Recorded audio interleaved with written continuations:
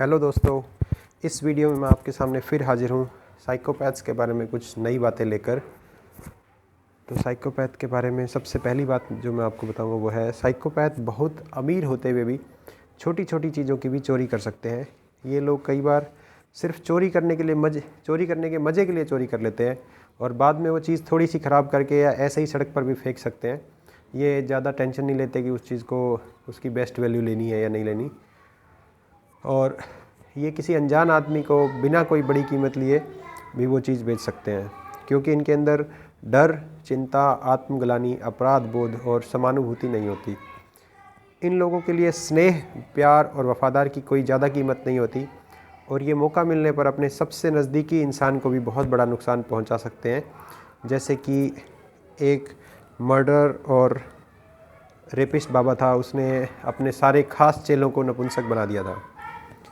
अगर आपने किसी साइकोपैथ को अपनी आंखों से एक अपराध या असामाजिक हरकत करते देखा है और आपको उसको बाद में कभी उस बारे में याद दिलाओगे, तो वो ऐसे एक्टिंग करेगा जैसे ऐसी कोई बात हुई ना हो, और आपको उसकी एक्टिंग ऐसी लगेगी जैसे आपको खुद वहम होने लगेगा कि शायद आपने ऐसा करते हुए उसे सपने में देखा है।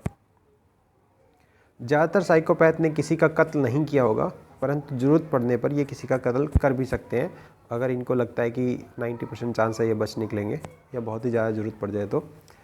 और मैंने एक बुक पढ़ी थी, मास्क ऑफ सैनिटी। उसमें एक ऐसे साइकोपैथ का उदाहरण है जो वैसे तो 8वीं क्लास में स्कूल छोड़ चुका था, परंतु जब वो लिखता था तो उसके पत्र पढ़ के ऐसा लगता था जैसे ये कोई ग्रेजुएट हो। तो इनकी भाषा पे काफ़ी अच्छी पकड़ होती है, वाक्पटु होते हैं ये इंसान झूठ बोलने के मामले में इतने बेशर्म होते हैं कि कई बार आपको ये समझ नहीं आएगा कि ऐसा झूठ बोलने की उसको ज़रूरत ही क्या थी। मतलब इनके लिए सच और झूठ में ज़्यादा फ़र्क नहीं है, बहुत छोटे कारण के लिए या लगभग बिना किसी कारण के भी ये झूठ बोल देते हैं, क्योंकि इनके अंदर नैतिकता नाम की कोई चीज़ नहीं होती। चाहे कितनी भी विषम परिस्थिति हो, आपको एक साइकोपैथ के चेहरे पर अक्सर एक लुभावनी मुस्कुराहट दिखेगी, और ये अपने आसपास क्या हो रहा है उसके प्रति बहुत ज़्यादा सजग और चौकन्ने होते हैं, और ये कभी डिप्रेशन या अवसाद के शिकार नहीं होते। इनका कोई लॉन्ग टर्म गोल नहीं होता। हाँ, बोलने के लिए आपको एक बहुत बड़ी बात कह देंगे कि मैं अगले 2 साल में ये करने वाला हूँ, इतनी मेहनत करने वाला हूँ, ये बड़ी चीज़ खड़ी करने वाला हूँ, परंतु ये किसी भी चीज़ के लिए 2 साल तक स्ट्रगल नहीं करेंगे। ये प्रेजेंट में जीते हैं, ना फ्यूचर की ज़्यादा टेंशन लेते और ना पास्ट की। ये अपनी गलती पर भी हमेशा दूसरों पर आरोप लगाते रहते हैं। खुद भले इन्होंने 2 घंटे पहले किसी का कत्ल कर दिया हो, परंतु दूसरों पर बहुत ही छोटी छोटी कमियां ऐसे निकालेंगे जैसे खुद धर्मराज युधिष्ठिर हों। ये जब किसी से बात करते हैं तो पूरी तरह उसके साथ मौजूद होते हैं। ये आपको ऐसे एहसास कराएंगे कि आपको कि उस साइकोपैथ से ज़्यादा शायद कोई समझता ही नहीं है। ये आपकी बातों में इतना डीपली डूब जाएंगे, और ये वर्तमान में जीते हैं, भूत और भविष्य काल की चिंता में नहीं डूबते। ये लोग झूठ बोलकर आपको कोई भी काम न आने वाली चीज़ भी बेच सकते हैं। अगर इनके हाथ में कोई सत्ता या ताकत आ जाए तो ये तानाशाह की तरह पेश आने लगते हैं।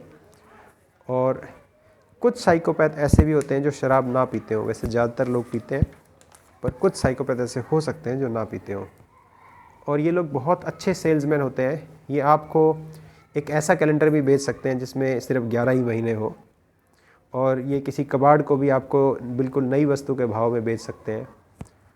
परंतु ये इतने अच्छे सेल्समैन होते हुए भी किसी भी संस्था में 1 साल से ज़्यादा टिक नहीं पाते, क्योंकि ये साथ में अपनी असामाजिक हरकतें करना नहीं छोड़ पाते, और इनकी असामाजिक हरकतों की वजह से इनको अक्सर 1 साल से पहले ही कंपनी से निकाल दिया जाता है या निकालने का प्रयास शुरू कर दिया जाता है।